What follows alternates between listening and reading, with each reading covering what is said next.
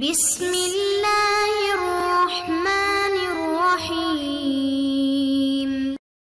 السلام علیکم معزز طلباء کرام، آپ سب کیسے ہیں؟ آج ہم معطا امام محمد کے سبق نمبر 158 کو پڑھیں گے۔ آج کے ہمارے سبق کا عنوان ہے احرام باندھنے سے قبل ہی عورت کا حائضہ ہو جانے کا بیان۔ آج کے ہمارے سبق میں ہم دو ابواب کے حوالے سے پڑھیں گے۔ پہلا تو ہے باب المرأة تريد الحج او العمرة فتلد او تحید قبل ان تحرم، کہ یہ باب ہے اس عورت کے بارے میں جو حج یا عمرے کا ارادہ رکھتی ہے تو اس کے ہاں ولادت ہو جاتی ہے یا وہ احرام باندھنے سے پہلے ہی حائضہ ہو جاتی ہے، تو اس کے کیا احکام ہوں گے۔ اور دوسرا جو ہمارا باب ہے وہ ہے باب المستحاضۃ فی الحج، کہ حج کے دنوں میں جو عورت مستحاضہ ہو جائے تو اس کے کیا احکام ہیں۔ تو اس حوالے سے ہماری گفتگو دونوں ابواب پر ہوگی۔ تو چلیے پہلے باب کو پڑھ کے اس کی احادیث کو پڑھ کے مسئلے کے احناف کو واضح کر کے اس پہ کلام کرتے ہیں، اور اس کے بعد پھر دوسرے باب کی طرف بھی بڑھتے ہیں۔ مصنف علیہ رحمہ لکھتے ہیں، امام محمد رحمۃ اللہ علیہ، اخبرنا مالک اخبرنا عبد الرحمن بن القاسم عن ابیہ ان اسماء بنت امیس ولدت محمد بن ابی بکر بالبیضاء، فذكر ذلك ابو بکر رضی اللہ عنہ لرسول اللہ صلی اللہ علیہ وسلم فقال مرها فلتغتسل فقال مرها فلتغتسل ثم لتحل۔ امام محمد رحمۃ اللہ علیہ آپ فرماتے ہیں کہ ہمیں امام مالک نے خبر دی ہے، اور امام مالک فرماتے ہیں کہ ہمیں عبد الرحمن بن قاسم نے وہ اپنے والد کے حوالے سے بتایا ہے، اور وہ فرماتے ہیں کہ اسما بنت امیس یہ مقام بیضاء میں تھیں کہ محمد بن ابو بکر کو جنم دیا، یعنی ان کی ولادت ہو گئی مقام بیضاء میں۔ تو بس اس بات کا ذکر نبی اکرم صلی اللہ علیہ وسلم سے حضرت خلیفہ اول سیدنا صدیق اکبر رضی اللہ تعالی عنہ نے کیا، تو نبی اکرم صلی اللہ علیہ وسلم نے ارشاد فرمایا کہ اسے کہو کہ غسل کرے اور احرام باندھ لے۔ قال محمد وبهذا نأخذ في النفساء والحائض جميعا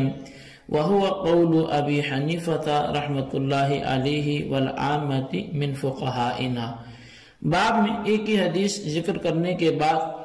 امام محمد رحمۃ اللہ علیہ آپ فرماتے ہیں کہ احناف کا یہی عمل ہے، یعنی ہمارا یہی عمل ہے کہ نفاس اور حیض والی تمام عورتیں اسی طرح کریں۔ یہی امام اعظم امام ابو حنیفہ رحمۃ اللہ علیہ کا اور ہمارے عام فقہائے کرام کا عمل ہے۔ اچھا، حج یا عمرہ کی نیت کر لینے سے یہ دونوں فعل لازم نہیں ہو جاتے جب تک اس نیت کے بعد احرام نہ باندھا جائے، یعنی جب تک احرام نہیں باندھا جائے گا تو یہ فعل لازم نہیں ہوں گے۔ حج یا عمرہ کی صرف نیت سے یہ لازم نہیں ہوں گے جب تک ان کا عمرے کا احرام باندھ لیا، حج کا احرام باندھ لیا، تو اب یہ لازم ہوں گے۔ اور یہ بھی روایت مذکورہ سے معلوم ہوتا ہے کہ احرام کے لیے دو نوافل کی ادائیگی بھی لازم نہیں ہے۔ اگر یہ لازم ہوتے تو نبی اکرم صلی اللہ علیہ وسلم حضرت صدیق اکبر رضی اللہ تعالیٰ عنہ کو ان کی زوجہ کے متعلق نفلوں کا بھی حکم دیتے، تو آپ نے حکم نہیں دیا، اس کا مطلب ہے یہ لازم نہیں ہے۔ تمہارا احرام باندھنے سے قبل اگر کسی عورت کو حیض آ جاتا ہے یا حالت نفاس میں وہ آ جاتی ہے تو وہ اگر چاہے تو احرام باندھ لے اور احرام کے لیے تلبیہ کہہ لے، اس پر تمام احناف کا عمل ہے، اتنی اس کو اجازت ہے، اس میں کوئی حرج نہیں ہے۔ اچھا، یہ ہمارا پہلا باب تھا جو باب المرأة تريد الحج بالعمرة فتلد تحيض قبل ان تحرم سے متعلق گفتگو تھی۔ اب جو ہم گفتگو کرنے جا رہے ہیں وہ کوئی عام حیض والی نہیں ہے، بلکہ وہ عورت کی جسے بیماری کی وجہ سے خون آ رہا ہے، یعنی ایک تو حیض والی بیماری ہوتی ہے وہ نہیں، بلکہ حیض کے چونکہ ایام جو ہیں وہ کم سے کم کتنے ہیں؟ 3، اور زیادہ سے زیادہ حیض کے ایام ہیں 10۔ اب 3 دنوں سے کم کوئی خون آئے اور 3 دن پورے نہ کرے تو وہ بھی حیض نہیں ہوتا، اور اگر 3 دن تو پورے ہو گئے لیکن وہ 10 دن تک نہ رہا، 10 دن کے بعد بھی آ رہا ہے، کیونکہ حیض تو زیادہ سے زیادہ 10 دن ہے، اب اس کو خون آ رہا ہے اور وہ 10 دن کے بجائے 12 دن ہو گیا، 15 دن ہو گیا، تو اب وہ جو 10 دن سے زائد خون آ رہا ہے تو وہ پھر حیض کا شمار نہیں ہوتا بلکہ وہ استحاضہ کہلاتا ہے۔ اور اس میں عورت کے جو احکام ہوتے ہیں وہ مثل معذور کے ہوتے ہیں کہ جیسے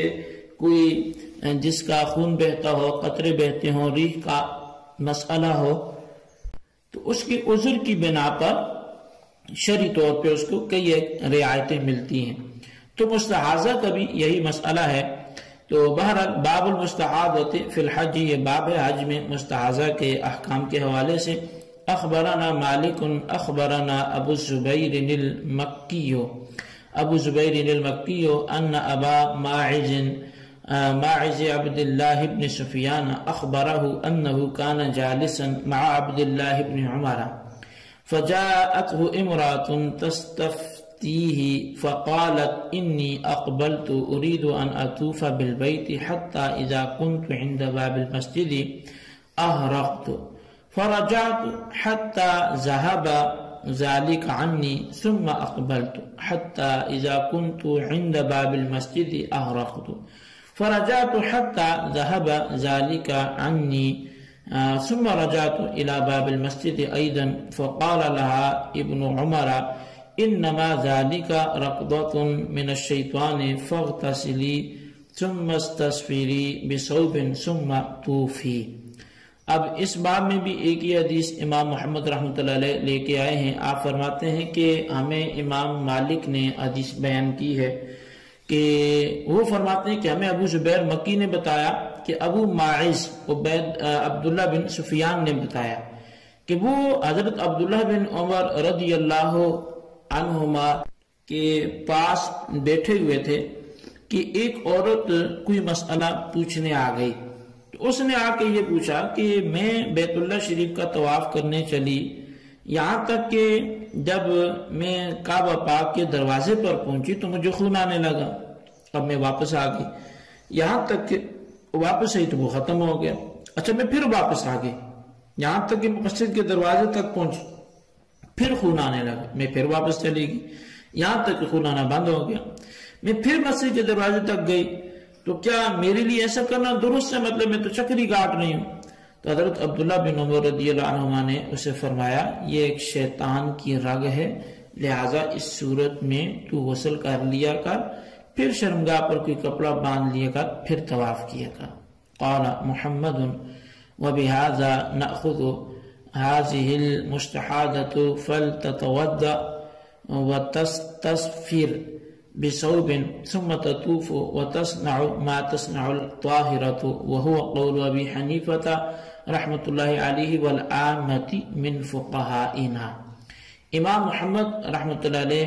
حدیث پاک تحریر کرنے کے بعد مسئلے کے احناف کو واضح کرتے ہوئے اپنا جو نقطہ نظر ہے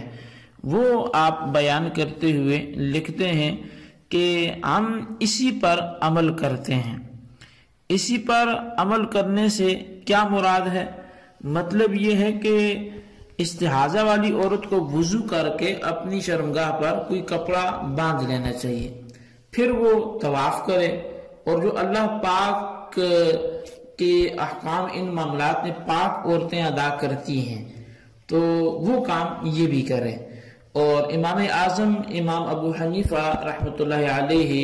اور احناف کے دیگر عام فقہائے کرام کا سب کا یہی نظریہ ہے جو امام محمد رحمۃ اللہ علیہ نے بیان کر دیا۔ اچھا، اب جو استحاضہ کا خون ہے یہ وہ خون ہے جو عورت کی چرمگاہ سے حیض اور نفاس کے علاوہ آئے۔ میں نے اس کے حوالے سے کچھ ابتداً بھی عرض کر دیا۔ ایسی عورت کے لیے احکام شرعیہ جوں کہ توں وہ باقی رہتے ہیں، نماز بھی معاف نہیں، روزہ بھی رکھنا پڑے گا، مسجد میں بھی جا سکتی ہے، اور یہ جو حدیث پاک ہے نا کہ رقدۃ من الشیطان، کہ یہ شیطان کی رگ ہے، اس کا مطلب یہ ہے کہ عورت کے جسم میں ایک رگ ہوتی ہے جسے شیطان ٹھوکر لگا دیتا ہے اور اس سے خون بہنا شروع ہو جاتا ہے، کیونکہ اس کی رنگت وغیرہ حیض و نفاس سے ملتی جلتی ہے، اس لیے شیطان اس طرح عورت کو احکام شرعیہ کی ادائیگی میں پریشان کرنا چاہتا ہے کہ وہ اسے حیض سمجھ کر نمازیں چھوڑ دے۔ اس حالت میں چونکہ احکام شرعیہ عورت پر لازم رہتے ہیں، ایسی ہی ایک عورت فاطمہ بنت ابی جیش کو نبی علیہ السلام نے فرمایا تھا کہ غسل کر، لنگوٹ باندھ اور وہ سب احکام ادا کر جو پاک عورت ادا کرتی ہے۔ اور حضرت عبداللہ بن عمر رضی اللہ عنہ نے بھی نبی علیہ السلام کے ارشاد پر ہی اپنی بیوی کو فتویٰ دیا۔ یہی تمام جو ہے وہ احناف کا بھی نظریہ ہے اور اسی پر عمل ہے۔ اللہ تعالیٰ سے دعا کرتے ہیں جو پڑھا سمجھ سے یاد رکھنے کی توفیق نصیب فرمائے، آمین بجاہ النبی الامین صلی اللہ علیہ وسلم۔